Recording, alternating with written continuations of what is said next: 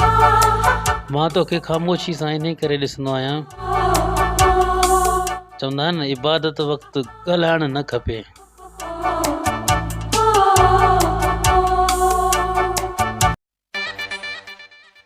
इज़त जो हिकिड़ो कतरो बि समुंड जी शोहरत खां वधीक अफ़ज़ल आहे, छाकाणि त मशहूरु शैतान बि हुयो पर इज़त आदम खे मिली।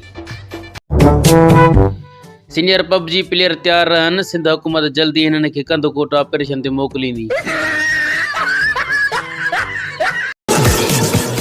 वफ़ादारी हर कंहिंजो खून में न आहे हूंदी, तव्हां नसुल ॾिसी यारी रखंदा कयो, बेनसुलो कुतो बि चङो न आहे।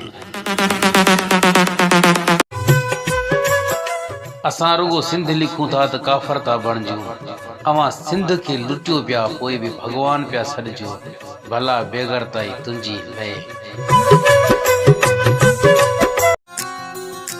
असांजी दिलि खे जेको सुठो लॻंदो आहे असां उनखे पंहिंजो कंदा आहियूं। चवे इशफाक़ हजाणू मेरापुर वारो, तो वांगुरु मुनाफ़िक़त रखी रिश्तनि सां सियासत न आहियूं कंदा। असांखे परचाइण वारो केरु न आहे लाला, इन जे करे त नाराज़ थियणु छॾे ॾिनोसीं।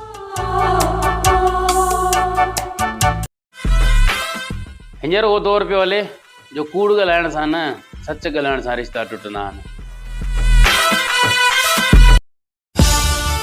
ॾुख इन ॻाल्हि जो न आहे त असांखे क़िस्मत साथ न ॾिनो, पर तकलीफ़ इहा शइ थी ॾिए त असांखे यकीन तोते केतिरो हो।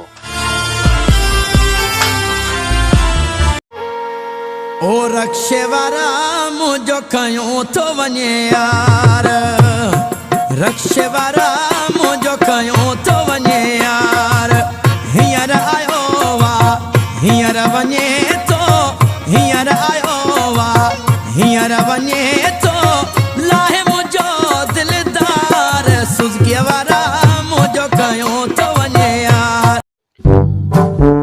जिन जी बि ज़ाल थुली आहे उनखे सियारे में हीटर वठण जी ज़रूरत न आहे।